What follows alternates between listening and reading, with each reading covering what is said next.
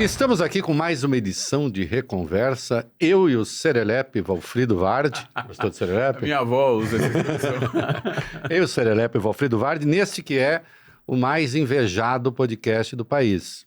Não por nossa causa. Nossa causa não, ninguém tem razão para isso. Mas em razão dos nossos convidados. Esse sim, né? Como hoje, por exemplo, em que a gente traz o professor Carlos Nobre, um dos maiores especialistas do mundo em clima, desequilíbrio climático. Ele é meteorologista, ele é engenheiro, ele é um cientista de uma família de cientistas. Eu até perguntei há pouco para ele o que é que os cientistas falam quando eles estão numa churrascada. Aí ele falou assim, eu sou vegetariano. Pronto, aí a minha pergunta já desmoronou. Professor, é uma honra tê-lo aqui. E nosso público quer saber, afinal de contas, né? O senhor é nossa pitonisa. O que vai acontecer com o mundo? Nós vimos o Brasil que está em chamas, né? De norte a sul, nordeste, tem escapado por razões, enfim, específicas ali, que também se pode explicar. Mas a situação é dramática. Se não surpreende, ao mesmo tempo, na sua extensão, os incêndios, na sua extensão, na sua força, no número de eventos, acho que isso pegou todo mundo um pouco assim de surpresa, talvez não o senhor, né? E nós temos de falar sobre isso, né? Nós temos de saber se o mundo está indo para o brejo, ou não é bem brejo, né? O fogo não está. É um prazer tê-lo aqui. Muito prazer, Reinaldo, Valfrido, uma satisfação muito grande conversar com vocês. Eu assisto você, Reinaldo, há décadas. Há décadas. Então é uma satisfação muito grande. E deixa eu falar uma coisa para vocês. Nem nós, cientistas, previmos que a temperatura ia subir tanto em 2023 e 2024. No começo de 2023, nós prevíamos, em 2022 a temperatura do planeta estava 1,2 graus mais quente do que antes do aquecimento global, pegando ali a média 1850 a 1900. Previmos muito bem que teríamos um fenômeno El Niño, né? O fenômeno El Niño existe há milhões de anos, é um fenômeno natural, que aquece as águas ali do Pacífico Equatorial, do centro até a América do Sul. E toda vez que tem um El Niño, aquece a temperatura. O El Niño mais forte do registro histórico, 2015 e 2016, ele tinha feito, até então, 2016 tinha sido o ano mais quente, 1,26 graus mais quente. Aí nós previmos, 2022 estava 1,2, que chegaria a 1,3. Lógico, aumentando a temperatura, já tínhamos preocupação. Mas, de repente, atingimos 1,5. 1,5 graus. Não havia como explicar o aumento de temperatura de 1,5 graus. Isso, o aumento de temperatura em relação a 1850 e 1900. E atingimos, a partir de junho do ano passado, 1,5.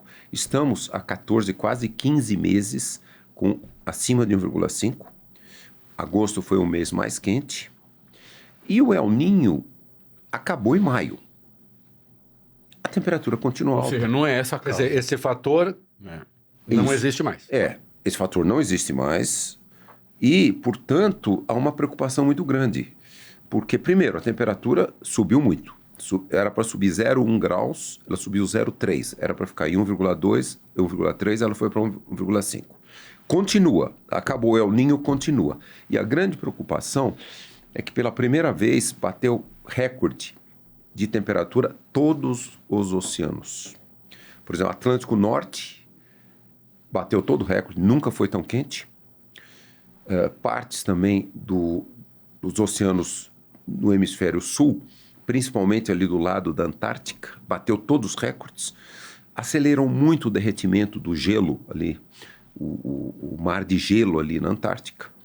Então, milhares de cientistas estão tentando explicar por que a temperatura subiu tanto. Não tem uma explicação científica clara ainda. E aí, o maior desafio, será que a temperatura baixa ou não baixa mais? Acabou o El Niño, ela continua alta. Agora, em outubro, novembro, começa o oposto do El Niño, Laninha. Mas é um Laninha fraco. Que é o resfriamento. Que é o resfriamento ali do Pacífico Equatorial Centro-Leste. Mas é um Laninha fraco.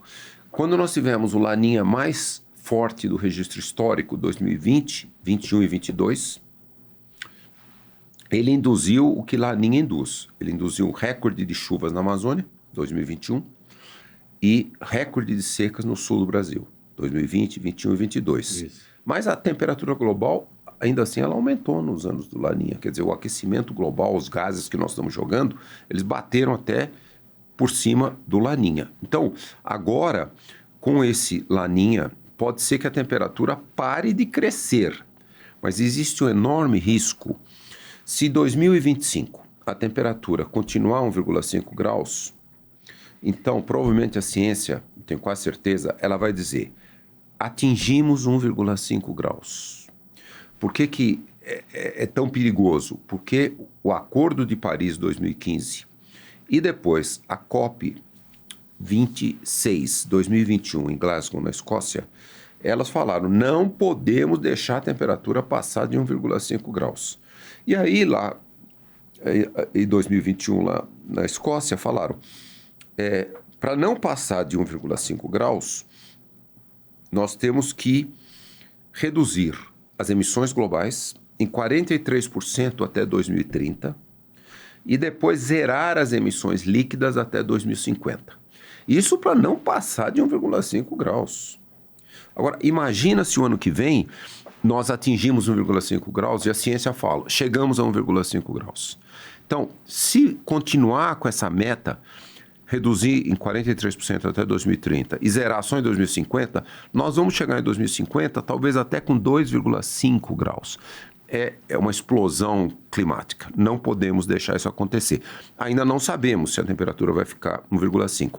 Mas outro detalhe importante isso a ciência já sabia. Quando a temperatura subisse, chegasse a 1,5, todos os eventos climáticos que nós chamamos de eventos extremos, ondas de calor, chuvas excessivas, secas, incêndios florestais, tudo isso aumenta exponencialmente. Isso é uma razão física que a física a gente sabe, isso sempre soube, né? Os oceanos evaporam muito mais água, tem muito mais energia na atmosfera. Vocês viram até algumas semanas atrás como aviões que sofreram turbulência. É porque muito mais energia na atmosfera, a turbulência aumenta também. Isso a ciência já sabe, mas a ciência não previu que atingiríamos 1,5 graus. Então, com 1,5 graus, aumenta exponencialmente todos esses eventos. Como estão? Batemos todo o recorde global. Ondas de calor, secas e chuvas. Isso no mundo inteiro. Aqui no Brasil também. A maior chuva da história do Rio Grande do Sul. A maior seca da história da Amazônia. E batemos recorde de ondas de calor setembro do ano passado no Sudeste, em parte do Centro-Oeste, e no Rio de Janeiro também. Esse ano está batendo outra vez ondas de calor. Então, isso está acontecendo no mundo inteiro. Então, esse é o resultado, vamos dizer assim, da gente ter...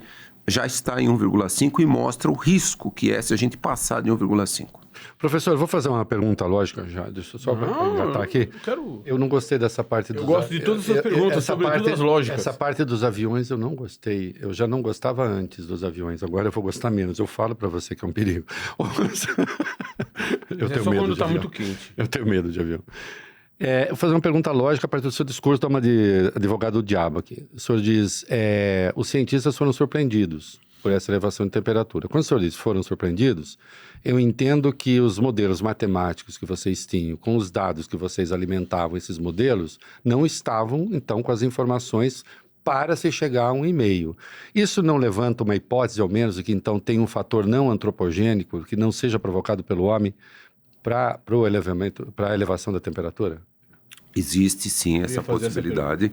Era a única pergunta que eu tinha. Existe essa possibilidade porque os modelos eles respondem muito ao aumento da concentração dos gases. Então eles respondem muito nesse sentido. Uma das razões que começa a ser entendido é que, vamos dizer assim, todos os gases, no caso o gás carbônico, né? Que a gente joga, queima de combustíveis fósseis, da agricultura, queima da vegetação, das florestas, é o principal gás do aquecimento global, gás carbônico. Então, de todo o gás que a gente joga, 53%, 54% é removido. 30% a 33% as florestas removem e 20, 22% os oceanos removem. Aí o que aconteceu em 2023? Diminuiu a remoção, tanto das florestas quanto dos oceanos. A ciência já sabe. Como bateu esse recorde de temperatura dos oceanos, quando os oceanos estão mais quentes, eles absorvem menos carbono. E também as Menos? Menos. Se você me perguntar por que na época glacial a temperatura cai 5 graus, a Terra em volta do Sol, a mudança de radiação solar que começa a gerar a época glacial, ela faria só a temperatura cair 1,5 graus. Mas quando começa a esfriar, os oceanos vão esfriando e os oceanos é que absorvem uma grande quantidade. Então, aí diminui o efeito estufa. Então, de 5 para 1,5 é a absorção dos oceanos. Então, os oceanos, aparentemente, em 2023, absorveram menos. As florestas também. Por que a floresta absorve muito? Porque quando tem uma concentração maior de gás carbônico na atmosfera, a fotossíntese das folhas aumenta de eficiência. Então, é essa a razão física.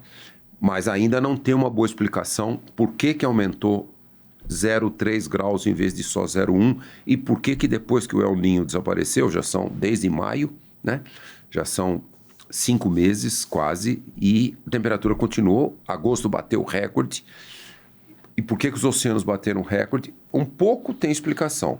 Na Antártica, assim, quando derrete o gelo flutuando, né? O mar de gelo, sim.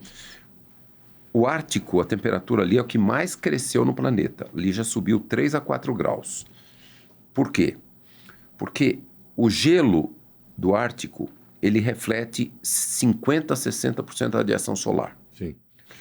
Quando derrete o gelo, o oceano só reflete 6%. Então você tem um monte de energia solar entrando na água, aquece. Isso era muito interessante porque o Ártico já vinha há mais de 30 anos aumentando muito essa temperatura, porque estava degelando o mar de gelo. A Antártica não tinha muito isso, ela estava há pouco. O que aconteceu nos últimos 3, 4 anos? Acelerou o derretimento do mar de gelo. Então isso que explica um pouco. Por que acelerou tanto ainda a ciência não explicou. Então, respondendo a pergunta de vocês, a ciência vai estar muito buscando isso, por que as temperaturas dos oceanos aumentaram tanto, mas até agora não conseguiram explicação. Só não é possível dizer que foi um aumento dos gases. De 2022 para 2023, aumentou um pouco mais de 1% os gases. Mas, de novo, aumentou... Então não é possível dizer... Não, aumentou a emissão, sim. Mas os oceanos e as florestas retiraram menos. Sim. Então, aumentou um pouco a concentração, aumentou mais a concentração. Então, isso explica um pouco, mas não explica tudo. Não Há outras causas concorrentes. Milhares de cientistas estão tentando ver por que os oceanos aqueceram tanto, mas não conseguem dizer que é uma causa natural, por enquanto. Então, nós temos que esperar um pouquinho.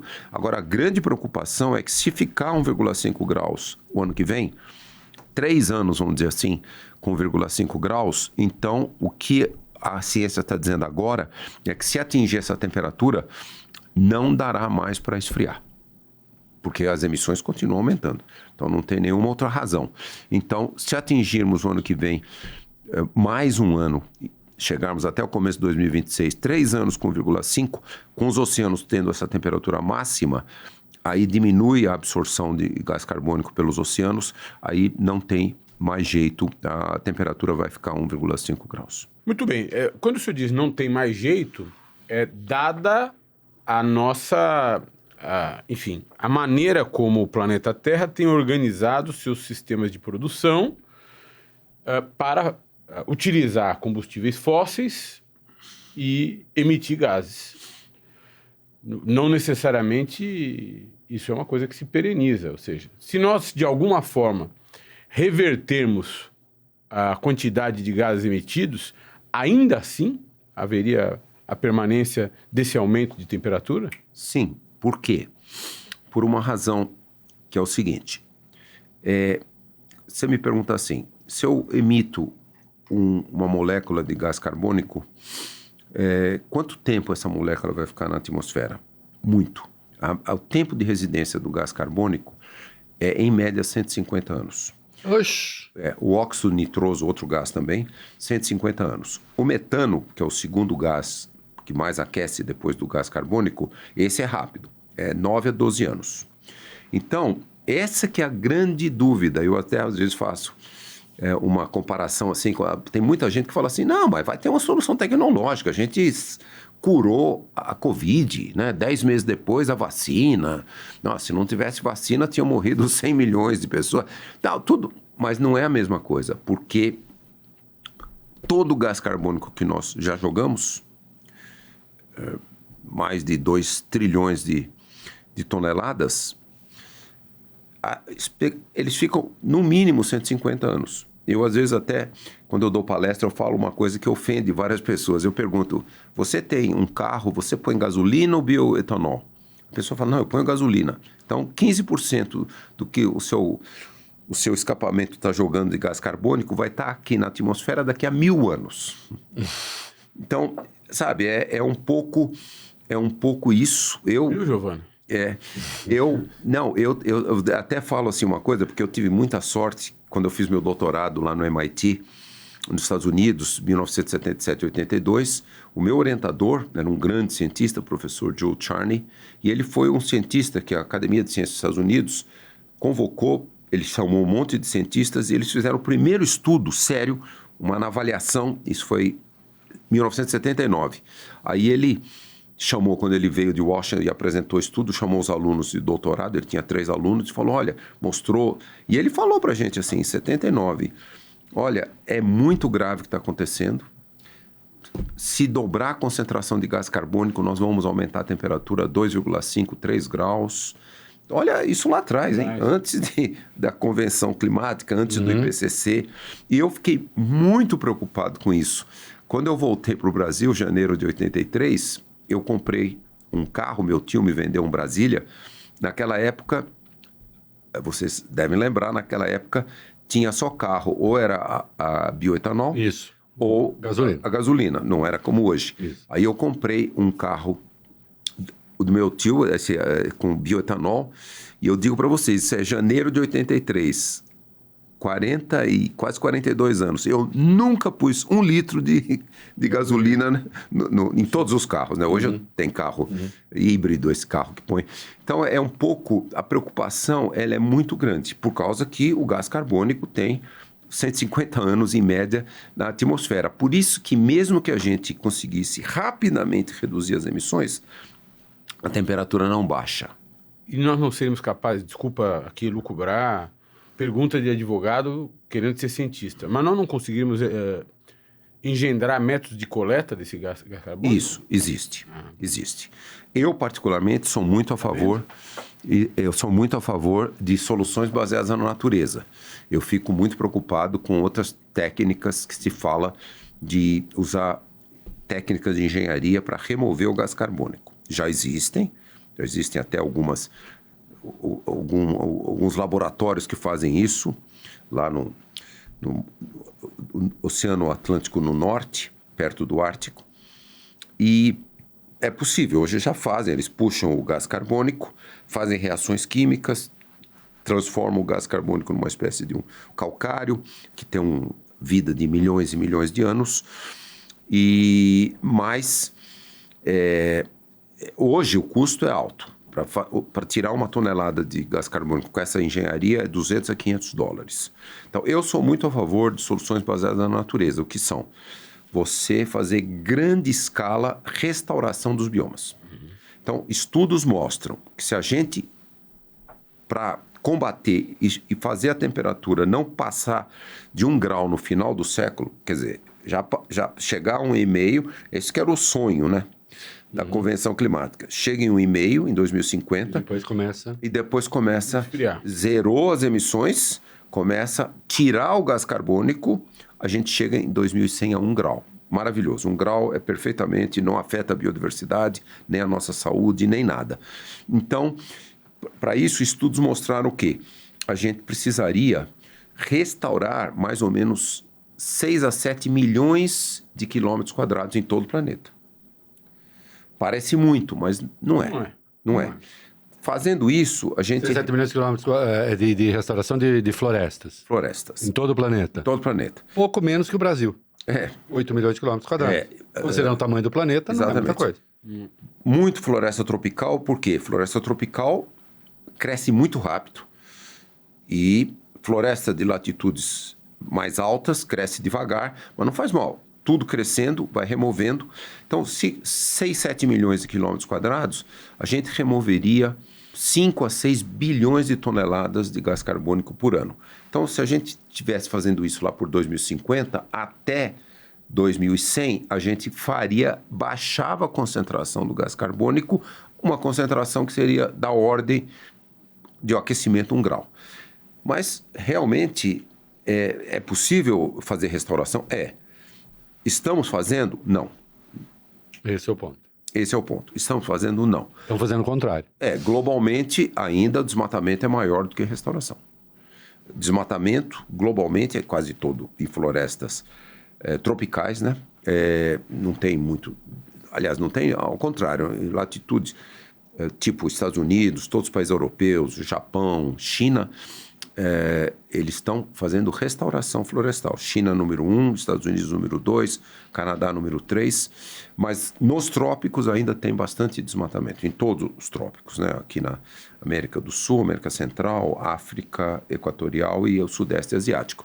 Ainda tem mais emissões. 10% de todas as emissões de gás carbônico do planeta são desmatamento. Então, esse é um outro enorme desafio, mas é isso que eu falei.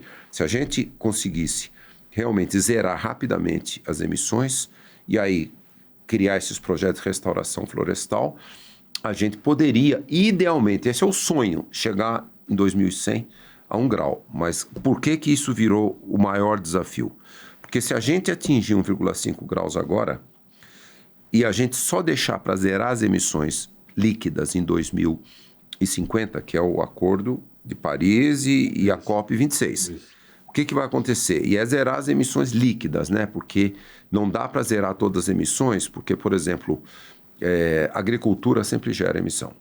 E principalmente, a gente brinca assim, fala um nome, o arroto do boi. Isso. O boi faz a fermentação entérica, ruminantes todos fazem fermentação entérica e arrota metano.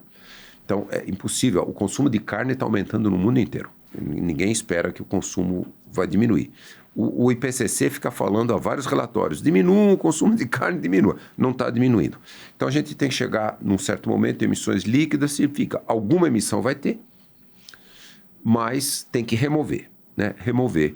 Mas se a gente for agora zerar as emissões líquidas em 2050, se a gente atingir 1,5 agora, ano que vem, a gente pode chegar a 2,5 em 2050, zerando as emissões só em 2050. Então, esse é um enorme risco. Por que é um risco? Deixa eu explicar para vocês. A ciência mostra uma coisa chamada pontos de não retorno. Existem mais de 20 pontos de não retorno. Por que a COP, lá em Glasgow 2021, ela bateu o martelo que não pode passar 1,5? Porque vários estudos foram feitos, o IPCC fez um relatório em 2018, mostrando a diferença de 2 para 1,5.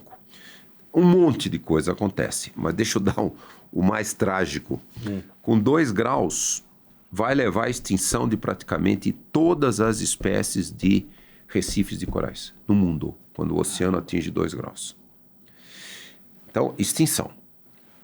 Os recifes de corais, eles mantêm 18% a 25% da biodiversidade aquática, tudo ali ao redor deles. Sim. O que nós estamos vendo nesses anos que bateu o recorde de temperatura dos oceanos?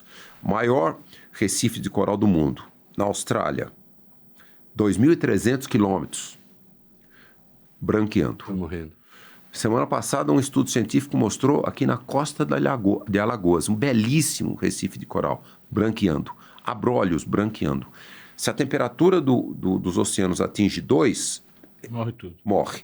E outra coisa, extinguiu os recifes de corais, você vai extinguir centenas de milhares de espécies aquáticas, oceânicas. Então mostra o risco. Olha, então, se a gente for nessa linha, zerar as emissões líquidas em 2050, nós vamos provavelmente chegar globalmente a temperatura 2,5 graus. Então isso vai levar. Então é isso que a gente fala, ponto não retorno. Falei para vocês dos recifes de corais e aquele monte de espécies dos oceanos, mas tem outros muito ruins para nós. Eu fui o primeiro cientista que publicou artigos científicos em 1990 e 91, 35 anos atrás quase, mostrando que se desmatasse muito a Amazônia, passa do ponto não retorno da Amazônia. Mas lá atrás, quando eu fiz esse estudo em 1988, 89, porque estava aumentando muito o desmatamento da Amazônia brasileira nos anos 80. Sim. Aí eu fiz o estudo, naquela época o desmatamento estava 7%. Eu fiz o estudo e falei, se o desmatamento passar de 50%, todo o sul da Amazônia desaparece. E o que era esse estudo? Eu mostrei que se desmatasse muito a Amazônia, todo o sul da Amazônia, do Atlântico até a Bolívia, a estação seca ficaria 6 meses. O bioma que tem estação seca de 6 meses é o Cerrado, savana tropical. Essa é uma evolução ecológica, geológica, desde que os Andes começaram. Antes dos Andes, nós aqui em São Paulo era semiárido também. O Cerrado era tudo semiárido, só tinha uma faixa de floresta equatorial lá na Amazônia, mas aqui tudo era semiárido. Quando os Andes surgiram, aí eles fizeram uma coisa muito boa, um serviço ecossistêmico aí. As frentes frias, elas vinham pelo Oceano Pacífico e antes dos Andes, elas iam reto e faziam chover muito onde é a Patagônia, que é o deserto hoje.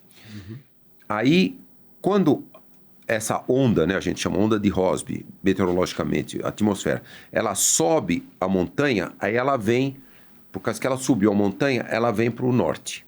Aí pronto, as frentes frias começaram a chegar aqui, trouxeram chuva, e aí pronto, 40 milhões de anos começaram a surgir as savanas tropicais aí, o Cerrado. Então, o Cerrado evoluiu com estação seca de 6 meses. Por isso que ele não é igual à floresta. A floresta amazônica evoluiu dezenas e dezenas de milhões de anos com estação seca na faixa aí 3 meses. O sul da floresta, 4 meses, mas chove bastante na estação seca. O mês que chove menos tem 50 milímetros. Então, aquele meu estudo falou, olha, se desmatar muito, isso vai acontecer. Aí o que eu fiz? Eu sempre fui cientista envolvido com a Amazônia. Aí, em 1999, nós começamos o maior experimento científico até hoje de floresta tropical, chamava Experimento de Grande Escala da Biosfera Atmosfera na Amazônia. Nós chamamos um grande financiamento dos Estados Unidos, de 5 países europeus, e colocamos a maioria dos países amazônicos, e nós colocamos 25 locais de pesquisa lá.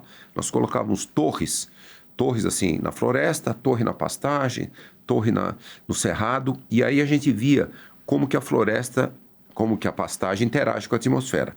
E aí a gente começou a ver que a pastagem recicla muito menos água, etc. Um monte de aumenta a temperatura. O que é triste a gente ver para a Amazônia? É que agora a estação seca em todo o sul da Amazônia, do Oceano Atlântico, sul do Pará, norte de Mato Grosso, sul do Amazonas, Acre, Rondônia e a Amazônia Boliviana, 2,3 milhões de quilômetros quadrados, a estação seca já está 4 a 5 semanas mais longa agora, comparado com 40 anos atrás. É uma savanização em curso. Começou. O sudeste ali do sudeste da Amazônia, sul do Pará, norte de Mato Grosso, a floresta já virou fonte de carbono. Nos anos 90, a floresta amazônica removia 1,5 até 2 bilhões de toneladas de gás carbônico por ano. Como eu falei, todas as florestas do mundo absorvem. A floresta já virou fonte, enorme mortalidade de árvores. Então, o risco da Amazônia passar do ponto não retorno é gigantesco.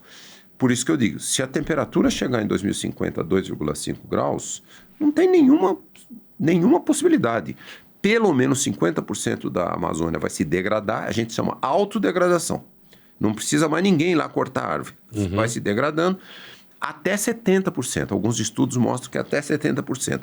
Só sobraria a floresta ali do lado dos Andes, porque ali chove 3 a 5 metros de chuva por ano. Mesmo que caísse a chuva, mantém a floresta.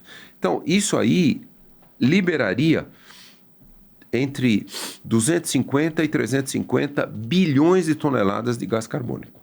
Então, esse é um ponto de não retorno. Eu falei primeiro dos recifes de corais, falo do segundo, deixa eu falar de um terceiro. Vocês sabem que o solo, há dezenas e dezenas de milhões de anos, o solo do norte da Sibéria, Canadá, Alasca, chamado permafrost, é permanentemente congelado. Esse solo, quando congelou lá dezenas de milhões de anos atrás, ele segurou uma grande quantidade de gás carbônico e metano. Está tudo lá. Está tudo lá. Já começou a derreter, já começou a liberar. E estudos mostram que se a temperatura passar de 2 graus, libera uns 200 bilhões de toneladas de gases. Se ela chegar a 2,5 graus, mais do que isso. Então, se chegar a 2,5, a gente perde a Amazônia, a gente perde grande parte desse permafrost. Isso vai gerar 500, 600 bilhões de toneladas, já jogar. Aí não tem jeito de baixar de 2,5 graus, só vai aumentar.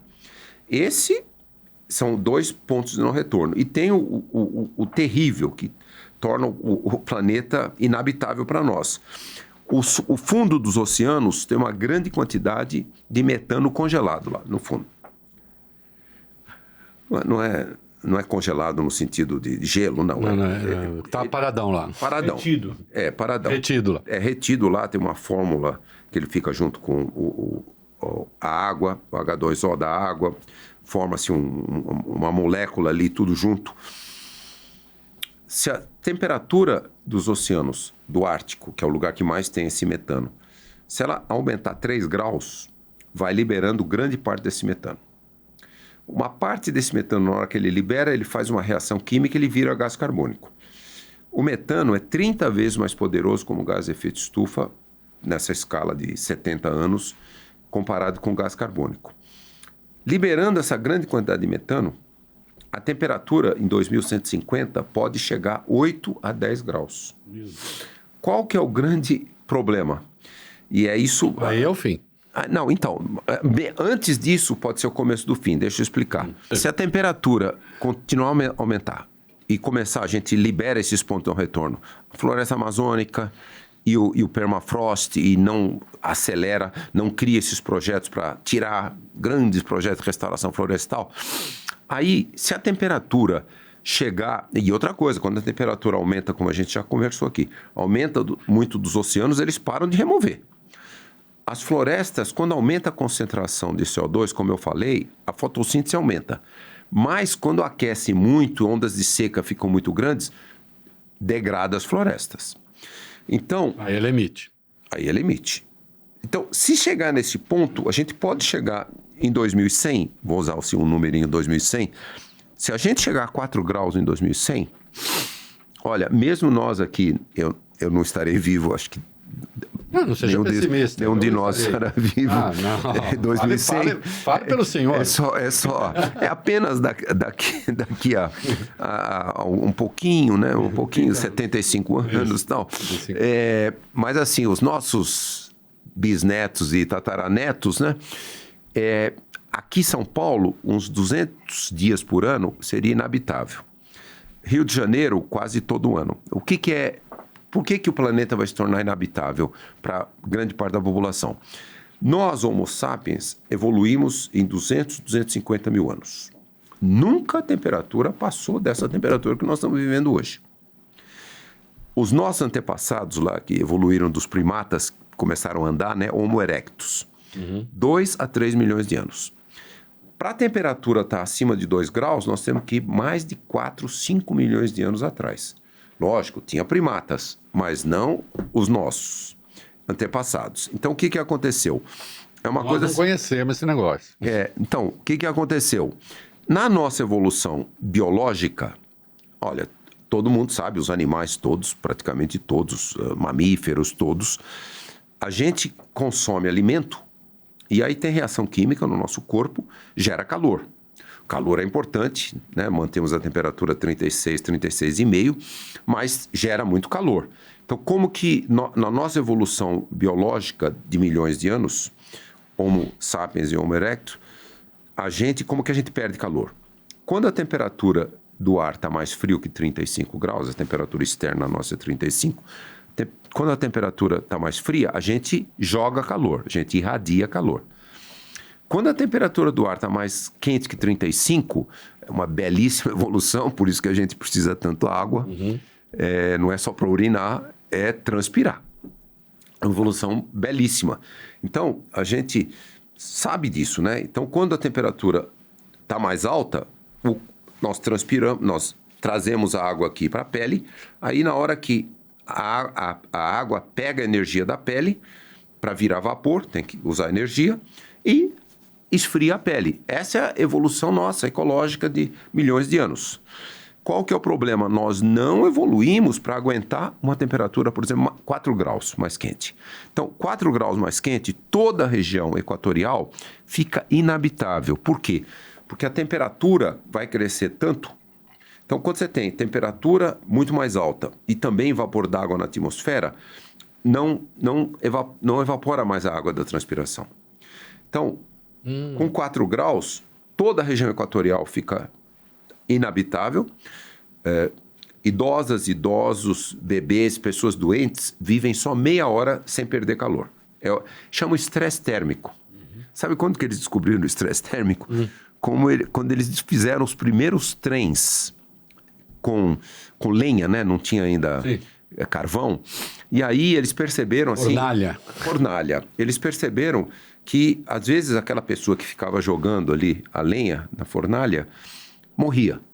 Foi aí que... Isso faz tempo, né? Isso foi século XIX. Aí que a ciência de médica começou... Por que essa pessoa morreu? É porque ela ficava ali jogando a lenha do lado da fornalha, muito quente, e pronto, o corpo não perdia mais calor e morria. Então, aquecia. Então é isso. Assim, meia hora, idosos, idosas, bebês e pessoas doentes, e adultos saudáveis 2 horas. Esse é o limite. Então, 4 graus, toda a região equatorial, a não ser que seja uma montanha alta, inabitável. Aqui em São Paulo, pelo menos uns 200 dias, e também latitudes médias no verão, inabitável. Isso com 4 graus. Se chegar na metade do outro século, aquele número que eu falei, 8 graus, 10 graus, então o único lugar habitável ainda será a Antártica, o Ártico, só. Então, é só para dizer, é isso que eu quis dizer, a nossa evolução Homo sapiens e Homo erectus não criou, e aí a ciência médica já diz, não tem jeito de fazer o nosso corpo evoluir, porque isso está na nossa biologia, está no nosso DNA, para a gente ficar resistente e poder perder calor de outra maneira, tal. Então, isso é só para dizer, se a gente não controlar o aquecimento global, nós vamos tornar grande parte desse planeta no próximo século inabitável. O senhor fez referência a alguns lugares, desculpa, Rei. Sim. Só que é uma curiosidade, né? Para saber onde eu vou comprar um terreno. O senhor fez referência de Rio de Janeiro, inabitável. São Paulo, o senhor falou 200 dias. Com 4 graus, Sim, uns 200 dias de inabitável. Onde é que dá para morar nessa situação? Olha, com 4 graus, o topo dos Andes, dos Alpes, do Himalaia, e o Ártico e a Antártica. Entendi. O topo, quando você vai no topo dos Andes, a temperatura lá é 8, 10 graus mais baixo. Então, é habitável ainda nessa situação. Mesmo aumentando muito a temperatura, ela não atinge o limite. O resto do planeta, não? Não, nas latitudes, no inverno das latitudes médias é habitável, mas no verão não é. O problema é para onde você vai, né? Todo mundo apinhado no cume da montanha. Tem uma pergunta, não sei se eu vou conseguir formulá-la direito, mas eu acho que o senhor já lhe fizeram antes. A gente reclama, puxa, hoje está 35 graus, depois aqui em São Paulo, aí vai para 18 graus, aí então são 17 graus de diferença. Aqui a gente fala... aqui a gente fala, poxa, tá 22 graus, tá muito gelado aqui, põe 24 para os velhinhos aguentarem, eu pelo menos. E aí quando se fala da elevação da temperatura do planeta, fala-se em 1,5, 2... Queria que o senhor explicasse para o nosso público essa diferença de escala entre aquilo que a gente, de forma do dia a dia, fala da temperatura que sobe, que desce, porque em São Paulo, por exemplo, a temperatura pode dar uma despencada de 7, 8, 9, 10 graus. Né? O que é essa temperatura da Terra de 1,5 grau? Que escala é essa? Como é que se chega a isso? Olha, essa é a temperatura média do planeta. Então, o que você traz é muito comum mesmo. Sim. Que quando a gente fala não pode passar de 1,5 grau e tal... Aí o cara fala, pô, mas no outro dia foi 5, não liguei. A variação aqui, às vezes aqui em São Paulo... 10, 12 nessa época, principalmente setembro, chega até ser 15 graus. Mas, de novo, aquilo que eu expliquei, essa é uma evolução nossa de milhões de anos. Então, a gente tem essas temperaturas, a gente também... Isso foi uma evolução humana também, na época glacial. Os humanos aprenderam a ter casacos, né? Primeiro as peles de animais, por isso que eles foram até o Ártico, tudo. Então, aquilo era uma adaptação. E o que acontece é que, aquilo que eu falei, a gente nunca evoluiu com a temperatura, se ela subir 4 graus, não é nossa evolução. Considerando a média do mundo. Média do mundo. Se ela subir 4 graus, por exemplo, que eu digo, a média do mundo 4 graus, Rio de Janeiro vai ser 6 graus. E aí, do lado ali do oceano, tem muita evaporação, o corpo humano não resiste mais. Então, tem que olhar um pouco esse aspecto. Não é a temperatura, quando a gente fala 1,5 grau, 2 graus, e do dia... Agora, setembro, você pode ter 35 e cair para 18, você tem 15 graus. Não, é porque essa é uma faixa que a gente evoluiu em milhões de anos. Nós evoluímos assim. Dentro dessa faixa. Até mesmo o nosso corpo não aguentaria o frio. A gente morre se a temperatura cai abaixo de 0 e até abaixo de 5 graus, a gente morre. Mas aí descobriu uma adaptação, que foram os casacos, as peles. Infelizmente, não tem adaptação para o calor. Não tem. Para o frio, sim, a gente protege para não deixar o corpo perder. Mas para o calor, não tem. Lógico, alguém pode falar, tem gente aí que fala, não, mas não tem problema, nós vamos ter um ar-condicionado humano. Quer dizer, você bota um ar-condicionado... Um traje e esfria o corpo. Para esfriar o corpo e tal. Lógico, mas não para 8 bilhões de pessoas com esse tipo de solução. E então, essa é um pouco a razão, por isso a gente fala, esse é um ponto. O outro ponto é o seguinte, com 1,5 grau, como eu falei, já houve um aumento exponencial dos eventos extremos. Porque isso é a temperatura global. Claro.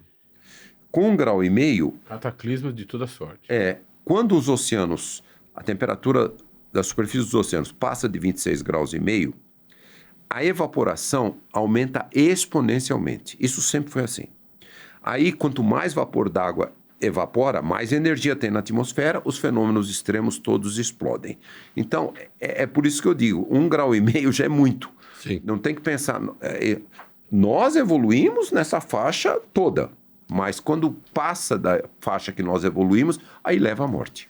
Professor, nós entramos e a conversa está fascinante, mas esse programa deixou de fazer uma coisa que faz sempre. Eu vou perguntar o Wikipedia do professor. Nós vamos fazer uma interrupção agora e nós vamos voltar às questões todas, que eu estou cheio de perguntas aqui. Eu tenho 300. Mas eu quero saber um pouquinho, e o nosso público quer saber um pouco da sua trajetória, porque eu li um pouquinho, né?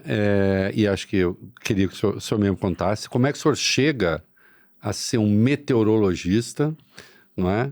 A sua formação original, digamos, essa meteorologia é uma especialização. E queria que o senhor falasse um pouquinho do senhor também, uma família que tem mais 2 irmãos cientistas, né, que eu até brinquei no começo. Como é que isso se deu? Fale um pouco quem é o Carlos Nobre. Então, deixa eu falar. Lógico, eu podia ficar... de São Paulo. Eu nasci em São Paulo, aqui na capital. Eu podia falar horas para contar minha história, mas deixa eu simplificar. Assim, o meu pai, ele era mineiro, ali do Triângulo Mineiro, numa cidade chamada Conquista, e ele foi jogador profissional de futebol na década de 40. Opa. Então, ele jogava futebol e tal. De qual time? Ele jogou ali no Botafogo, depois ele jogou aqui o Portuguesa Santista, depois ele foi para o Rio, jogou no Fluminense. E ele, naquela época era complicado, né? Porque uma vez ele se machucou e expulsaram ele. Não era como hoje, que tem, né? O jogador pode se machucar, não. Então ele jogou de 1937 a 47, 10 anos. E ele me treinou, eu joguei no Infantil de São Paulo, Até na minha cabeça eu queria ser jogador profissional de futebol. E temos isso em comum. Foi um grande jogador de futebol. E aí, o que meu pai gostava muito de natureza. Então ele até escreveu poesias e tal. E um dia, quando eu tinha 12 anos, ele me levou ali na praia de Itanhaém. O meu tio, irmão da minha mãe, tinha uma casa lá em Itanhaém. E o meu pai aproveitou e me levou ali na Mata Atlântica. Isso é lá atrás, 1963, 64. Aí, meu pai era muito apaixonado. E ele falou, meu filho, já destruímos a Mata Atlântica. E aquele lugar é belíssimo, né? Eu tinha uns 12 anos Eu tinha 12 anos. E ele falou assim, puxa, você tem que se dedicar a ajudar a salvar a Mata Atlântica e tal. Ele deu aquela inspiração, a gente ficou 3 horas andando ali dentro da Mata Atlântica, tinha os rios ali, e aquilo ficou na minha cabeça, você entende? Aquilo ficou na minha cabeça. Então, quando eu era jovem, eu fiz o vestibular em 1969, tinha essa coisa que hoje, felizmente, não tem mais, mas era assim, se você era um bom aluno de física e matemática, todo mundo empurrava você para fazer vestibular de engenharia. Isso. Se você era bom aluno de biologia, medicina. Então, e se você quisesse ficar muito rico, direito. Mais de 80% dos advogados passam muita Eu Queria apostar na pobreza? Letras. Não, eu tô falando, isso era lá atrás, ainda bem que mudou. Aí eu era bom de física e matemática. Jornalismo. Passei no vestibular aqui da Escola Politécnica da USP, passei no vestibular do ITA e fui pro ITA. Aí, quando eu estava lá, eu tive a maior sorte, porque um dos diretor, o brigadeiro, chama Paulo Vitor, era o presidente daquele centro aeroespacial ali de São José dos Campos, onde o ITA ficava. Sim.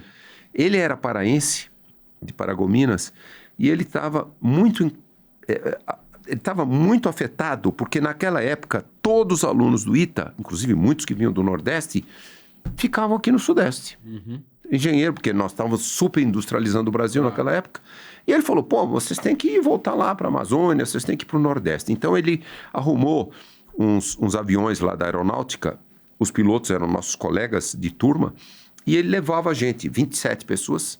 Aí a sorte minha, 71, nós fomos até o Amapá.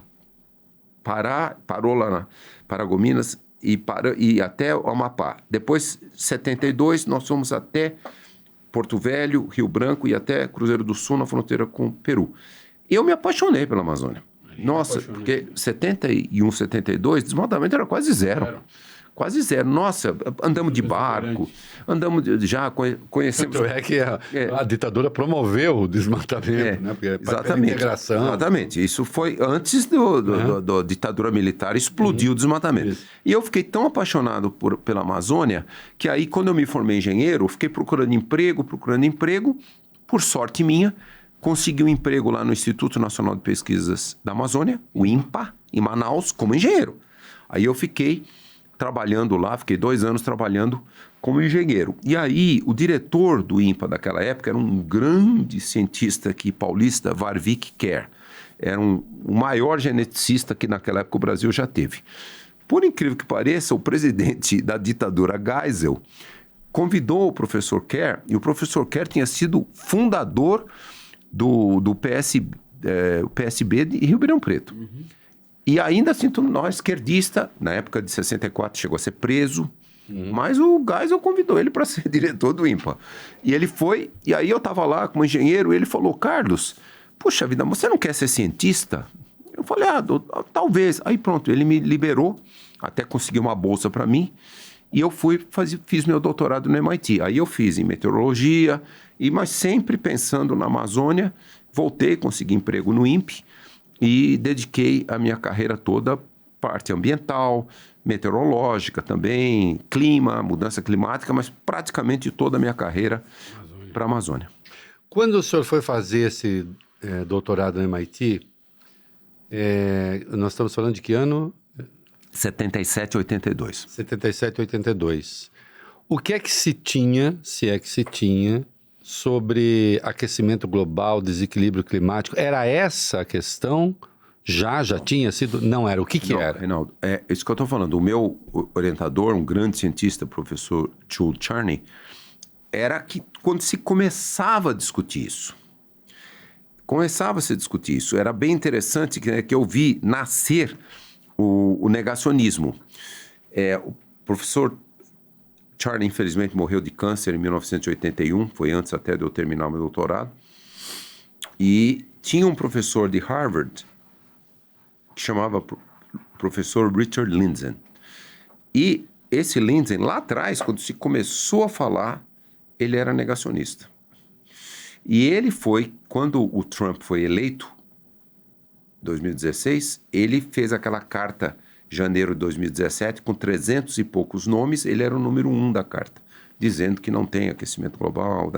Então foi interessante porque eu vi lá no início da minha carreira, lá, aluno de doutorado, o debate entre os dois. Mas, professor, esses caras dizem que não tem aquecimento global ou que o aquecimento global não é causado necessariamente pela emissão de gases? Não, esse Lindzen, ele é negacionista até hoje, mas ele é assim, qual era a teoria do negacionismo dele? Ele é físico, né? Físico, era um cientista famoso. Ele dizia o seguinte, e o meu orientador discordava dele. Ele falava o seguinte, a gente jogando gás na atmosfera aquece. Mas a lógica que ele falava, e já demonstrou que ele estava totalmente errado, é o seguinte, ele falava, não tem problema, quando os oceanos aquecerem, eles geram mais vapor d'água, vai formar mais nuvem, então a nuvem reflete 35% a 50% da radiação solar, então aquece o planeta, forma mais nuvem, não esfria, você tem menos radiação solar. Então você tem mais gases do chamado efeito estufa, que retém o calor. O raio solar penetra menos. Você entende? Ele defendia isso lá atrás. Só que isso é 1980. Continua falando dessa groselha. Não, ele começou a falar um monte de outras coisas. Agora, ele já tem mais de 90 anos, ele praticamente sumiu. Mas ele fez um bom estrago. Fez. Eu acompanhei esse negócio dele. Ele fez um bom estrago, mas eu estou falando lá... Ele tinha muita reputação, inclusive. Tinha. Professor de Harvard, depois... Nessa época era Harvard, depois ele passou para o MIT. E, então, é uma coisa assim... ele não era negacionista... Um negacionista rudimentar. Não, assim, por exemplo, o negacionista brasileiro aqui, um deles, fala uma asneira tão grande. Ele fala, eu já tive em 2 reuniões, ele fala assim... A molécula de gás carbônico não absorve radiação térmica. Putz, essa coisa a gente... Sabe, o ganhador do prêmio Nobel de tabela periódica, Svante Arrhenius, sueco, em 1896, ele foi o primeiro experimento que ele mostrou que o gás carbônico absorvia muito calor. E ele foi o primeiro que falou, se dobrar a concentração de gás carbônico aumentaria até 5 graus. Estava um pouco exagerado. Depois, os estudos avançaram muito, 2,5, 3 graus.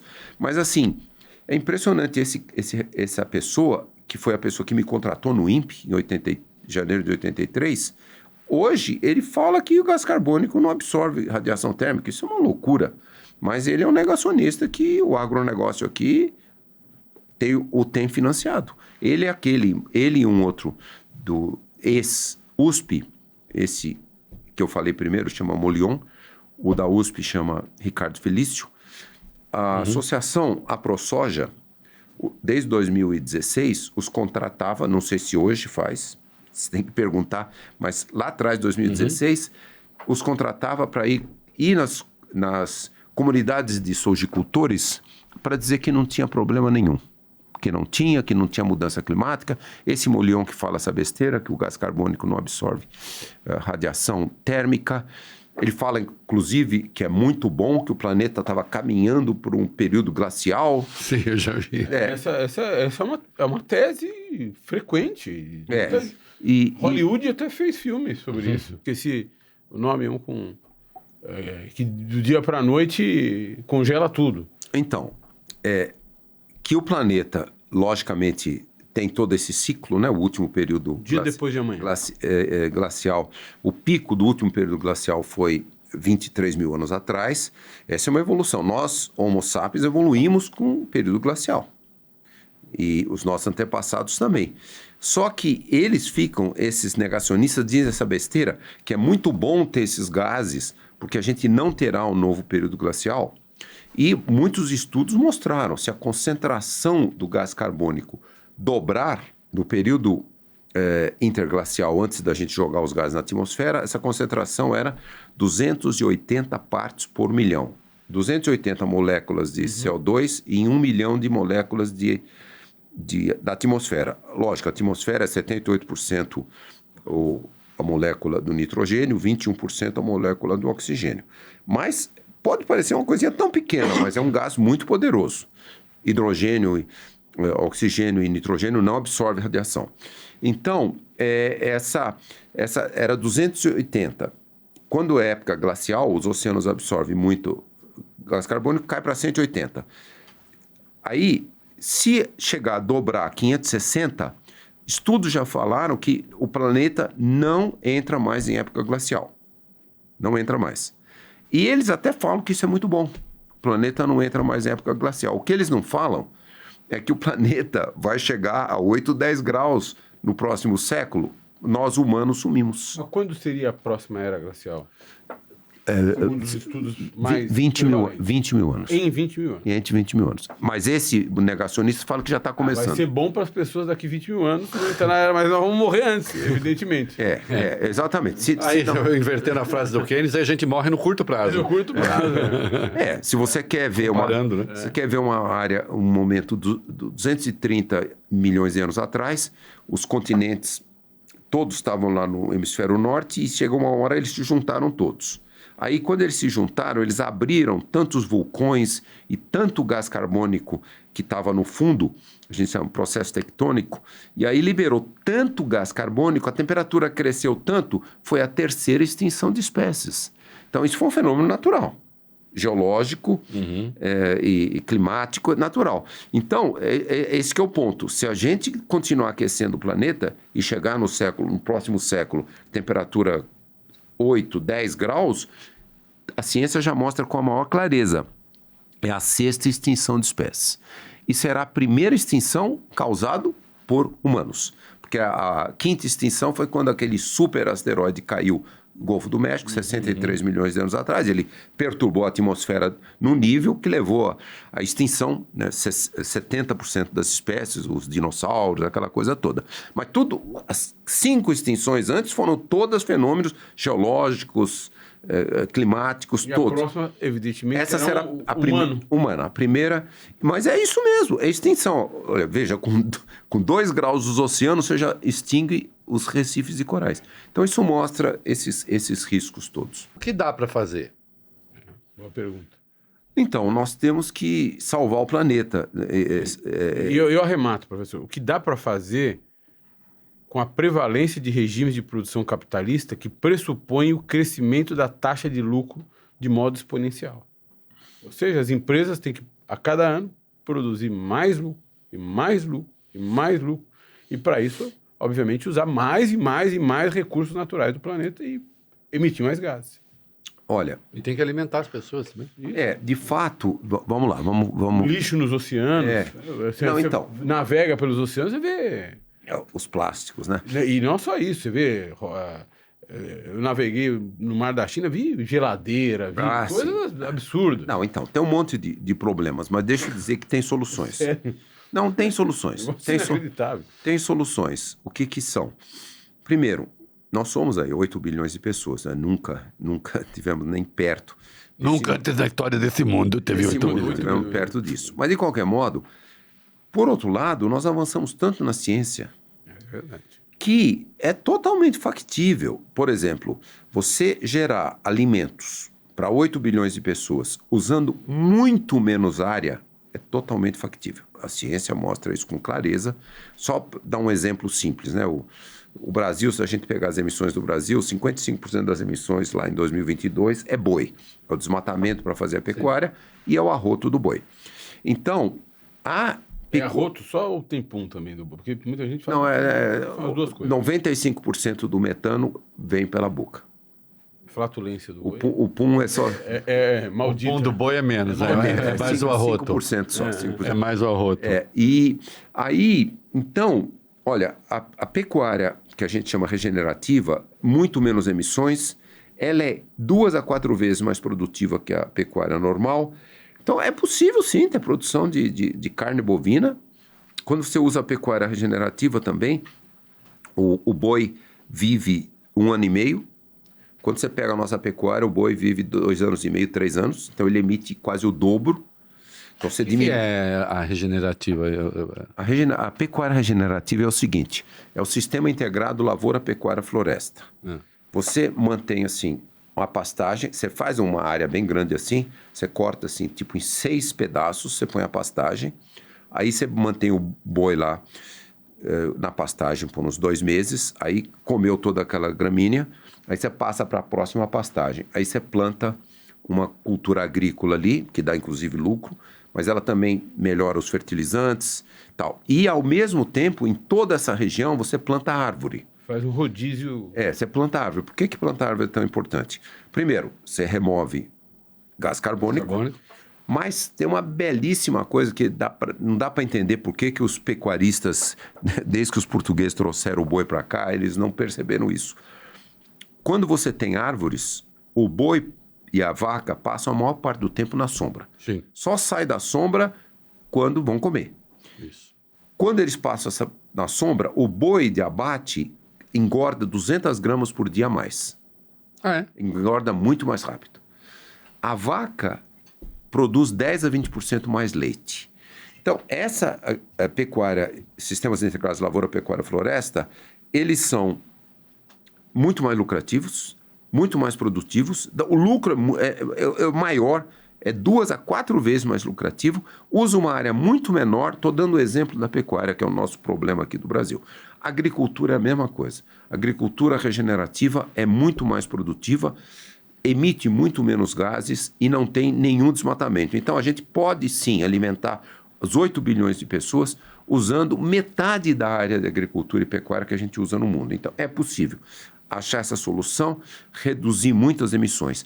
E aquilo que eu falei, algumas emissões a gente sempre tem, mas para atingir o líquido, emissões líquidas zero, a gente tem que ter remoção. Então, a gente pega... Se a gente usar só metade da área agrícola do mundo, a gente põe a outra metade para restaurar. Então, isso vai reduzir muito as emissões, fica emissões líquidas zero. E eu também tenho dito muito isso, que é o seguinte: porque se a temperatura no ano que vem ficar em 1,5 e a ciência demonstrar que atingimos 1,5, aí é um enorme risco. Porque a gente não vai poder seguir o Acordo de Paris, a COP26 de Glasgow, que é 43% de emissões até 2030 e zerar as emissões líquidas em 2050. Se a gente fizer isso, a gente vai chegar até 2,5 graus. Aquilo tudo que eu falei, os pontos de não retorno. Então, é isso que eu tenho falado. Nós vamos precisar, a COP30 vai ser a COP a mais importante das 30. Atingindo a temperatura 1,5 graus, mesmo que não atingisse, caísse um pouquinho, mas é tão alto o risco que a COP30 vai ter que ser aquela COP que vai fazer os países assumirem um compromisso de reduzir muito antes as emissões, zerar as emissões líquidas. Eu tenho falado que o Brasil tem toda a condição de ser o primeiro país a zerar as emissões. Por quê? Os países que mais emitem: China, Estados Unidos, Índia e Rússia. Acima de 75% das emissões desses 4 países é queima de combustíveis fósseis. Em primeiro lugar, petróleo, depois carvão, depois gás natural. O Brasil, 20% das nossas emissões queima de combustíveis fósseis. Então, na hora que a gente zerar o desmatamento, 2022, 50% das nossas emissões. 25%, agricultura e pecuária. Então, na hora que a gente zerar o desmatamento, esse é o plano, como você sabe, um plano ambicioso do governo federal brasileiro, mas também de governos de estado. Eu estava em Nova York num evento com o governador do Pará, Helder Barbalho. Ele mostrou belíssima redução dos desmatamentos lá do Pará e muito bom. Eu estava num evento que ele foi lançado o crédito de carbono que o estado do Pará ganhou desse projeto que chama LEAF. E aí eles conseguiram 200 milhões de dólares, 12 milhões de toneladas, conseguiram 15 dólares por crédito por tonelada de gás carbônico. E o governador fez uma coisa muito boa. 30% desses 200 milhões de dólares ficam lá no estado para ele avançar com esses projetos. 70%, pela primeira vez da história do Brasil, ele vai dar para as comunidades indígenas, quilombolas, ribeirinhos, todas aquelas comunidades, reservas extrativistas. Então, isso é uma maravilha, porque essas comunidades todas mantêm a floresta. Então, então, essa possibilidade sim, o Brasil pode zerar, porque os outros países, é difícil que eles vão reduzir rapidamente a queima de combustíveis fósseis. O Brasil, zerando os desmatamentos até 2030, já reduzimos 50% de nossas emissões. E aí, uma transição energética pode ser mais rápido. Biohidrogênio? O hidrogênio verde e também acelerar muito a energia solar, né? A energia solar eólica, ela custa 1/3 da eletricidade. E aquele outro dado importante também. A poluição da queima dos combustíveis fósseis, a poluição urbana leva 6, 7 milhões de mortes por ano. Mesmo aqui em São Paulo, é a cidade mais poluída do Brasil, mais de 15 mil mortes por ano. A expectativa de vida do paulistano é 2 anos a menos do que pessoas que moram em áreas não poluídas. Então, também, isso é muito importante. Então, o Brasil pode também fazer a transição energética, ela faz sentido econômico também, melhora a qualidade do ar de todas as cidades. E, então, é isso que eu quero dizer. O Brasil pode chegar a emissões líquidas zero em 2040, por quê? Zero desmatamento, e começa grandes projetos de restauração. O Brasil lançou na COP28, em Dubai, o projeto Arco da Restauração. E, de fato, isso foi uma iniciativa que eu levei para o BNDES, eu sou membro do Conselho de Administração do BNDES, eu levei essa ideia porque eu também sou co-presidente do painel científico para a Amazônia, 288 cientistas, como se fosse um IPCC, e nós fizemos um monte de estudos, relatórios, e um deles a gente chamou Arcos da Restauração. Restaurar grandes áreas desmatadas, que hoje são chamados Arcos do Desmatamento, transformar em Arcos da Restauração. E o Brasil lançou, belíssimo projeto, restaurar 240 mil quilômetros quadrados da Amazônia brasileira, é quase o tamanho de São Paulo, do estado de São Paulo, entre agora e 2050. Então, por que o Brasil pode ser o primeiro país a emissões líquidas zero? Porque nós podemos rapidamente zerar o desmatamento, fazer a transição energética rápida, a agricultura demora um pouco mais, porque infelizmente esse é um setor mais negacionista de mudanças climáticas, mas nós podemos, criando esses grandes projetos de restauração florestal, remover, por exemplo, até 2040, nós podemos ter 1 milhão de quilômetros quadrados no Brasil em restauração. Mata Atlântica aqui, Amazônia, Cerrado, até mesmo Caatinga e Pampa. Quando a gente fizer isso, a gente vai estar removendo 1,2 bilhões de toneladas de gás carbônico por ano. A floresta tropical cresce muito rápido, por uns 40 anos. Então, esses são os dados que eu estou dando. O Brasil pode, sim, até 2040, zerar as emissões líquidas. Primeiro país. Então, vamos ser um grande herói, né? de fazer esse desafio. E não é só o Brasil. Na verdade, para a gente não deixar a temperatura passar de 2,5 graus, nós precisamos fazer isso no mundo inteiro. Mas eu quero dizer, essa é a posição do Brasil. Preocupação com a COP28, que o pessoal até chamou ela de, lá em Dubai, Emirados Árabes, país dos combustíveis fósseis, chamou Petro COP28. Agora, Azerbaijão, país de combustíveis fósseis, Petro 29. Não vamos deixar o Brasil ser Petro 30. Claro. Vamos ser assim, vamos proteger todos os biomas e também proteger, logicamente, a biodiversidade. Professor, quando o professor fala emissão líquida zero, quer dizer, entre emissão e remoção há um empate. Isso. Né? Dá zero. Né? Um anula o outro. Professor, muita gente tem dito que o Brasil estava despreparado para esse ciclo de queimadas aí, até eu vi algumas críticas que eu pessoalmente considero injustas à ministra Marina Silva, dizendo ela é muito boa para levar algumas causas, mas na parte executiva não tem funcionado.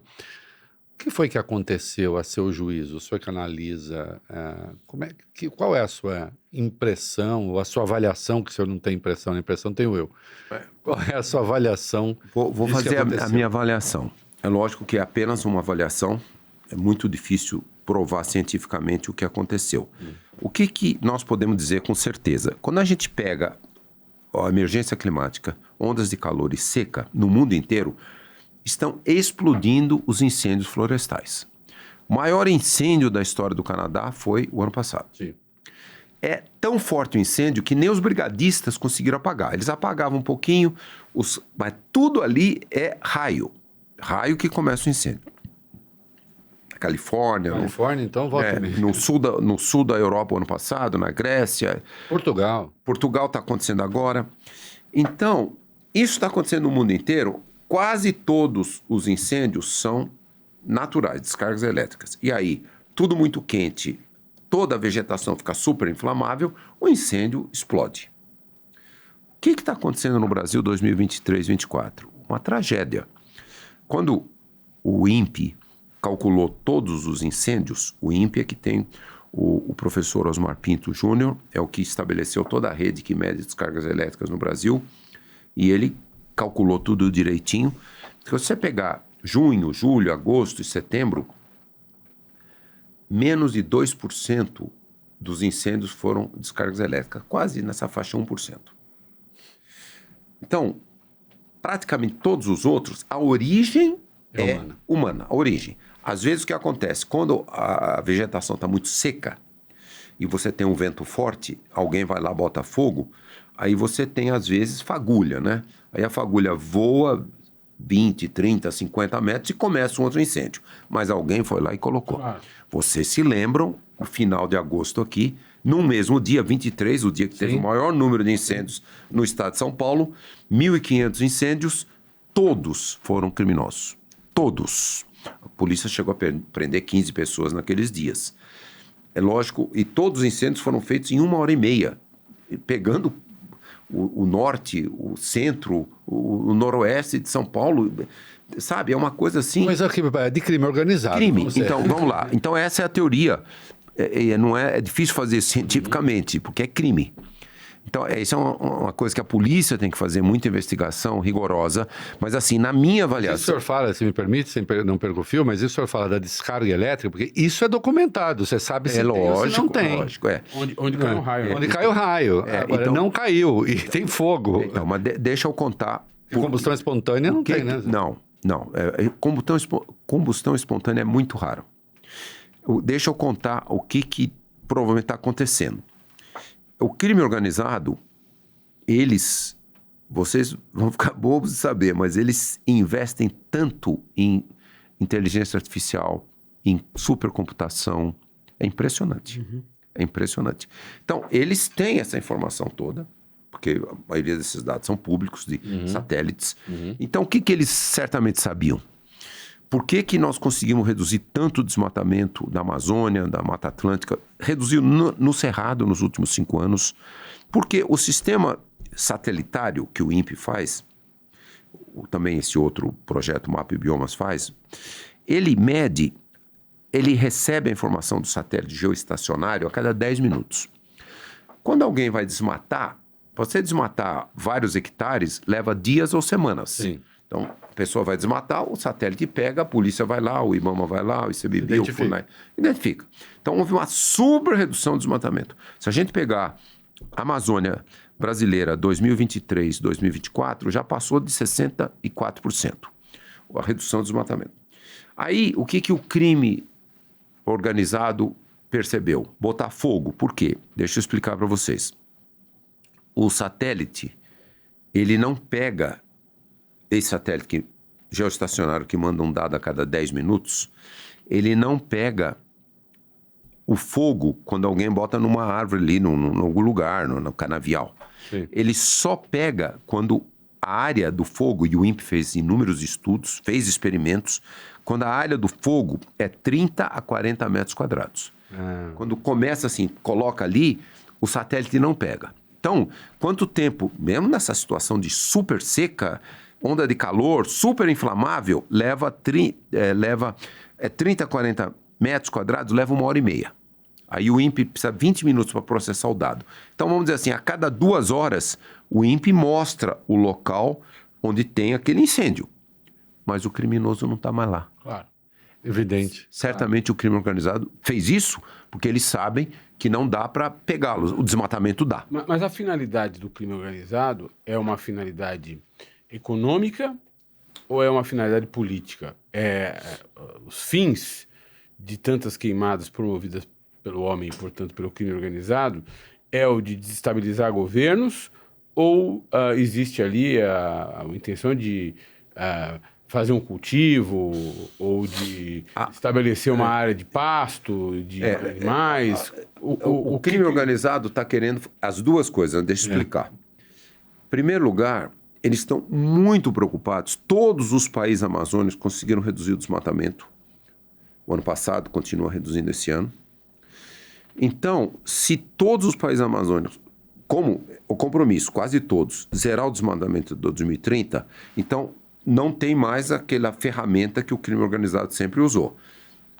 Mercado ilegal, grilagem de terra, mercado ilegal, a fazenda pecuária ilegal, o garimpo ilegal, extração seletiva ilegal, tudo isso. Então, na minha opinião, isso é a minha opinião, porque é difícil fazer estudo científico, tem que prender alguns desses criminosos e eles têm que falar, né? Falar. Eles quem mandou, né? Exatamente. Então, na minha opinião, é o seguinte, o que eles estão preocupados? Se todos os países amazônicos, o Brasil especialmente, zera o desmatamento, reduz como vinha reduzindo em 2025 e continua em 2024, imagina o Brasil na COP do ano que vem, um grande país. Claro. Os países amazônicos, os países que mais vão reduzir emissões do mundo. Claro. Aí, o que acontece em 2026? Certamente vão ser reeleitos esses políticos, como o presidente, o governador do Pará não, porque já é a reeleição dele, mas certamente ele vai conseguir, ele vai indicar alguém, porque é o estado que mais reduziu o desmatamento. Então, a impressão que parece é o seguinte, naquele governo que nós tínhamos no anterior, ele totalmente apoiava.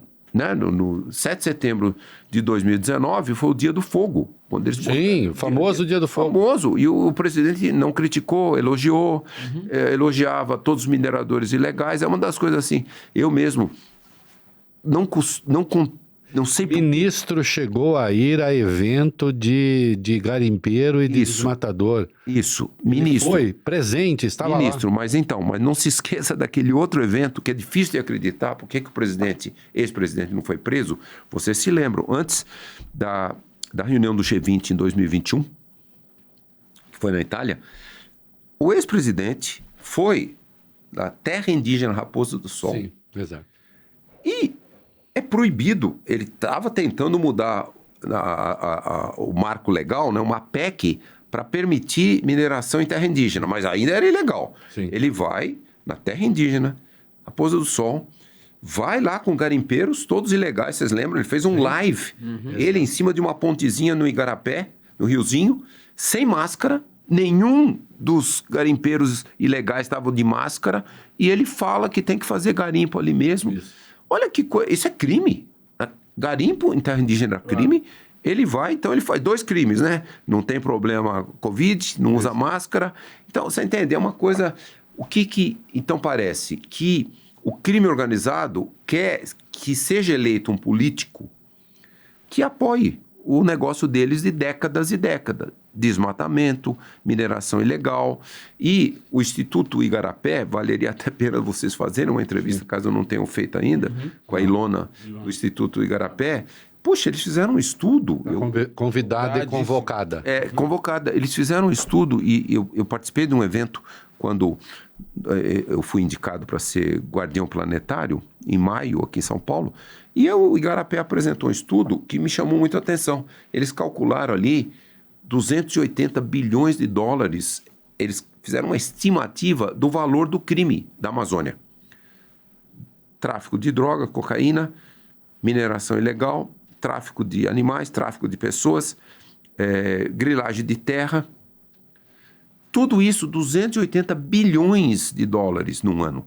Isso é mais do que o PIB da maioria dos países amazônicos. Então, esse é o poder. Então, na minha opinião, esse crime organizado está está muito preocupado, todos os países amazônicos combateram o desmatamento, combaterem tudo, eles vão perder esse negócio ilegal e eles não querem que esses políticos sejam reeleitos. Então, o que acontece? É o fogo, né? O fogo está sendo percebido mundialmente. Por que os governos dos países amazônicos, especialmente o Brasil, também Bolívia teve muito incêndio, parte da Colômbia, por que os países não estão conseguindo? Mas, na minha opinião, é o crime que viu que ele é pego quando ele está fazendo o desmatamento. Vocês viram, logo em janeiro do ano passado, quando começou o novo governo, aqueles milhares de pessoas, polícia, exército, aeronáutica, marinha, que foram para o território Yanomami. Puxa vida, antes tinham mais de 20 mil garimpeiros ilegais ali. Nossa, e a desintrusão não se fazia de jeito nenhum. E toda aquela poluição com mercúrio matou tantas crianças, tantos Yanomamis, e realmente aquele trabalho da polícia, porque aí sim, o satélite mede, o dia que se começa a fazer a mineração ilegal, o satélite mede. Puxa, em 2022, um artigo no New York Times monitorou, olhando o satélite, 2.000 pistas clandestinas de mineração ilegal em toda a Amazônia. Quer dizer, então, eu acho assim, o crime organizado está muito preocupado de candidatos que não sejam como o Trump, sejam reeleitos aqui. Então, eles querem acabar com a fama desses candidatos. E é o que a gente está vendo, né? Um ataque muito grande, mas é lógico, aí precisa ter um combate. Eu tenho sugerido muito que, como os sistemas satelitários ainda não conseguem pegar o incêndio na hora que ele começa, eu acabei de saber, nesses dias que eu estava em Nova York, que a Google está agora querendo financiar um satélite, não está pronto ainda, mas eles querem financiar um satélite gratuito, não é negócio privado, para fornecer uma informação que vai medir a cada 30 minutos 1 metro por 1 metro. Aí vai pegar o fogo a cada 30 minutos na hora que começa. Então, se isso acontecer, é satélite. Enquanto isso não tiver, tem que fazer, por exemplo, eu conversei com um dos diretores da Suzano, né? E eles têm muito medo também de incêndio nas suas silviculturas, e eles têm drones. Então, eles têm sistemas de drones que procuram monitorar o fogo. Também tem fogo criminoso. E nós vimos aqui no estado de São Paulo aqueles incêndios, todos os canaviais, todos foram criminosos. Então, essa é um pouco a minha interpretação. O crime não quer que esses políticos que protejam o meio ambiente sejam reeleitos. E o professor não está falando, mas aí falo eu, né? E esse crime que não quer, ele tem uma associação que é de natureza ideológica, óbvia também, né? Porque, é claro, eles têm seus partidos de preferência, seus candidatos de preferência, seu mito de preferência, né? E não à toa se fala, olha aí, no governo Lula, maior número de incêndios provocados. Mas aí, essa discussão enseja uma outra discussão que parece importante, professor. É evidente a associação entre garimpo e crime organizado, por exemplo, né? O narco-garimpo. Os números crescem todo dia. Nós precisamos de uma vocação econômica para o norte do país. Eu estive na Amazônia, né? E vi que as pessoas, às vezes, não têm alternativa senão vender as árvores das pequenas áreas que são de sua propriedade. Não tem absolutamente nada para fazer e não tem nenhum alento, se não vender uma castanheira, vender uma árvore de 200 anos por alguns reais. O presidente Lula tem vocalizado de maneira muito reiterada a importância dos países desenvolvidos de alguma forma, apoiarem o Brasil para dar alento a essa população. Se ali nada pode ser feito se não preservar o meio ambiente, o mundo precisa pagar para o Brasil preservar o meio ambiente. Né? Então, deixa eu... Até foi bom você fazer essa pergunta, que eu até menciono aqui, ó, mostro para vocês esse projeto que nós estamos desenvolvendo lá na Amazônia, chamado Amazônia 4.0, e eu também tenho feito estudos com alguns pós-doutores que trabalham comigo, e nós provamos o quê? Demonstramos o quê? A economia, que a gente chama sociobioeconomia de floresta em pé, rios fluindo, ela tem um potencial econômico muito maior que pecuária, que madeira. Por exemplo, tem mais de dezenas e dezenas de boas cooperativas na Amazônia. Algumas cooperativas produzem mais de 50 produtos da floresta, da biodiversidade, da floresta, aquáticos. Essas cooperativas, foi muito interessante, porque essas cooperativas, os cooperados todos já atingiram a classe média, e os fornecedores, por exemplo, uma das cooperativas tem 1.800 fornecedores dos produtos. Todos os fornecedores já atingiram pelo menos a classe C e muitos atingiram a classe B. Então, esse é o grande potencial econômico da Amazônia. Os indígenas estão na Amazônia há 12 a 14 mil anos. Eles já utilizaram 2.300 produtos, 1.350 plantas medicinais, 250 frutas e todos os outros, material têxtil, infraestrutura, tudo. E essas cooperativas estão processando cerca de 50 produtos.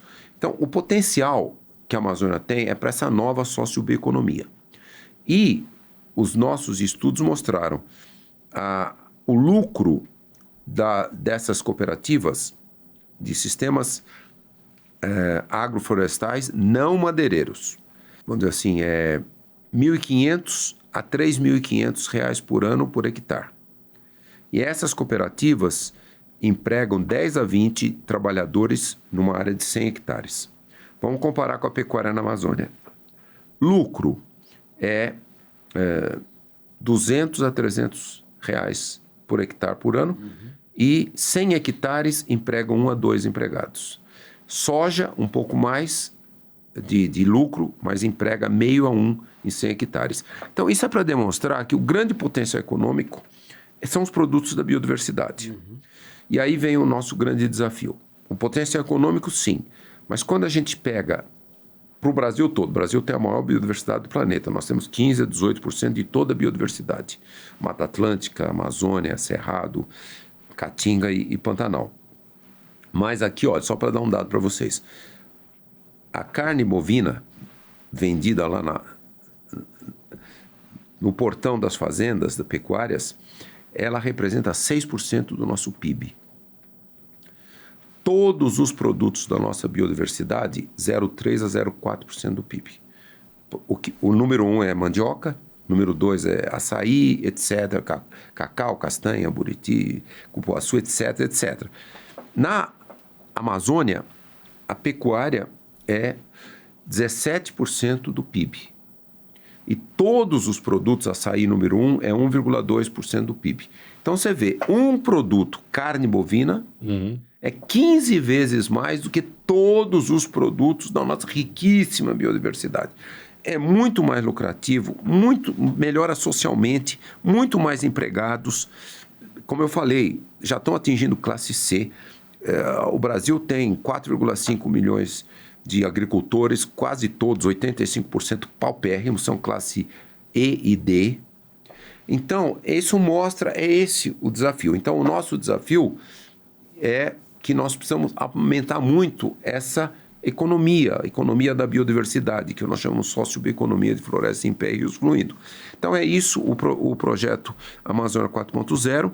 Nós estamos capacitando comunidades lá agora para industrializar o cacau e o cupuaçu, para fazer chocolate e o chocolate de cupuaçu, chama Cupulate. Já capacitamos 2 comunidades, Resex, Tapajós, Arapiuns e Santarém, também ali perto de Santarém, Associação das Mulheres Produtoras de Cupuaçu, Belterra, chama Amabela Associação, e vamos capacitar a primeira comunidade indígena ainda esse ano, final do ano, a comunidade indígena Paiter Suruí, lá em Rondônia. Essa comunidade indígena é aquela que tem aquela líder indígena muito importante chamado Chai Suruí. Chai Suruí é aquela líder que na COP26 lá em Glasgow estava na mesa inicial e fez aquele belíssimo discurso. Então nós vamos também capacitar, eles produzem cacau, eles querem fazer uma biofábrica. E uma boa notícia, nós tivemos uma bela doação do Grupo Carrefour, e nós já estamos começando a construção da primeira biofábrica ali na Reserva Extrativista Tapajós Arapiuns. Não é nossa, não. Nós somos uma organização não governamental, não temos lucro nenhum. Eu também, todo o trabalho que eu faço é pro bono, não cobro nada. Mas nós vamos dar a biofábrica para a comunidade. E nós já fizemos um cálculo, essa biofábrica vai processar, começa com 90 quilos de chocolate e o chocolate do cupuaçu cupulate por dia, e vai chegar até 250, e ela vai levar a classe média entre 85 e 120 famílias. Então, isso é para demonstrar o potencial dessa nova economia. Mas, de novo, aquele desafio que eu falei. Todos os produtos da maior biodiversidade do planeta, nós só temos 0,3%, 0,4% do PIB. O senhor chegou a falar, mas lembra mais uma vez, esse nós, essa iniciativa que o senhor fala, quando o senhor fala nós, de que entidade o senhor está falando? Que está capacitando essas pessoas? É o Instituto Amazônia 4.0, é uma organização não governamental que nós criamos. Procura saber, pesquisa a respeito. E aí também, já desenhamos um laboratório para castanha, estamos buscando dinheiro para construir. Olha, só para dar uma ideia para vocês, quantos produtos dá para fazer da castanha? 22 produtos. Cosméticos, alimentos, óleos industriais. Já desenhamos um laboratório para fazer sequenciamento genômico, DNA. Criamos um sistema blockchain para registrar. Qual que é a nossa ideia? Levar ao laboratório, capacitar comunidades para eles fazerem o DNA de plantas, animais, tem valor econômico hoje o DNA, e micro-organismos para reduzir o risco de epidemias e pandemias. Então esse é o nosso projeto Amazônia 4.0, e também agora final de novembro, 28 e 29 de novembro, lá em Manaus, nós vamos lançar, esse é o meu grande sonho, eu digo, esse é o meu último projeto na vida profissional, é o Instituto de Tecnologia da Amazônia. Nós estamos desenhando, vamos lançar agora um estudo completo. O que é isso? Isso é um ITA na Amazônia. Vocês, obviamente, estão sabendo, o presidente Lula, até em março, foi em Fortaleza e lançou a pedra fundamental do ITA de Fortaleza. Isso. Belíssimo engenharia. Eu estudei no ITA, eu sei o que é a vantagem. Olha, o Brasil tem a terceira maior empresa de aeronaves do mundo, a Embraer. Teríamos se não fosse o ITA? Não teríamos. E ITA Fortaleza vai fazer, pela primeira vez, engenharia de energias renováveis. E em 2030, o primeiro curso de engenharia do Brasil de bioengenharia. Bioengenharia. A engenharia dos produtos da nossa biodiversidade. Então, essa ideia nossa é dentro também do Amazônia 4.0, mas aí é um projeto panamazônico. Nós estamos agora, vamos lançar final de novembro. O nosso estudo é Brasil, Colômbia e Peru. É lançar um ITA na Amazônia. Um ITA. Nós temos parceria com o ITA, com o MIT, com a Universidade de Stanford, com universidades lá da Amazônia. E a ideia é essa, é lançar um instituto padrão ITA, padrão MIT, e aí nós selecionamos 5 áreas para esse instituto. Uma é sistemas fluviais, a Amazônia tem o maior sistema fluvial do mundo. A outra é a floresta, os produtos da floresta sociobiodiversidade, que eu dei os exemplos aqui. O terceiro tópico é infraestrutura sustentável, como criar infraestrutura sustentável de transporte, de energia, de também teleconexões e também telemedicina. O quarto é paisagens alteradas. Nós temos em toda a Amazônia 2 milhões de quilômetros quadrados alterados, 1 milhão desmatado e quase 1 milhão degradado. E o quinto é a Amazônia urbana. 74% da população da Amazônia é urbana. Então é isso. Essa é a ideia desse Instituto de Tecnologia da Amazônia. Não é barato. Fizemos a nossa conta, uns 400 milhões de dólares em vários países, não é só um, com tecnologias modernas também. E é isso, formar milhares de estudantes de graduação e pós-graduação. Nós estamos desenhando 25 laboratórios super avançados, laboratórios flutuantes, laboratórios fixos, para dar uma super capacitação para essa nova bioeconomia. Então, essa é a ideia, esse é o meu sonho. Tem que definir o sistema produtivo amazônico. É criar tanta gente para ir, criar esses estudantes para criar empresas, startups, começar a desenvolver um grande potencial dessa nova bioeconomia. Esse é o meu último trabalho aí. Professor, o senhor sabe que a gente está caminhando para o final. Uma das conversas mais fascinantes que a gente teve aqui. Claro, uma aula. Porque uma aula mesmo, e eu tenho um sentimento ambíguo, muito, assim, que acaba sendo bom, porque é o seguinte, assim, a gente sabe que vive um momento muito difícil, uma situação muito ruim. O senhor falou de todas as possibilidades, que inclusive leva à extinção da própria espécie, né? Não sei que a gente fique lá como os eremitas. Pendurado no cume da montanha. No cume da montanha. E ao mesmo tempo, né? Quando o senhor fala isso tudo que o senhor falou, eu fiquei cheio de esperança. É verdade, eu pensei a mesma coisa. E eu me senti bem, falando assim, puxa, tem gente fazendo coisas, tem gente acreditando, e tem gente acreditando e que sabe muito, né? E o senhor sabe muito, e a conversa é absolutamente deliciosa e fascinante. Encerra para nós aí. Não, professor, eu ia perguntar justamente, a minha última pergunta é a seguinte, quer dizer, o senhor é otimista ou pessimista? Olha, não sei se você sabe, mas a ciência já demonstrou, e eu aprendi, que quando a gente atinge 65 anos, a gente sai de pessimismo e passa a ser otimista. Eu tenho 73, então... Mais 4 eu vou melhorar muito. Eu tenho 73, e impressionante, eu fiquei 35 anos da minha vida falando do risco do ponto de não retorno da Amazônia. Toda a minha pesquisa, eu sempre estava pessimista, o desmatamento aumenta. Aí depois eu falei, não, eu tenho que começar a buscar soluções, não só... né? Aí foi que criamos o projeto Amazônia 4.0 a partir de 2019. Hoje eu estou otimista, porque a maior parte da população brasileira não quer destruir a Amazônia. Claro.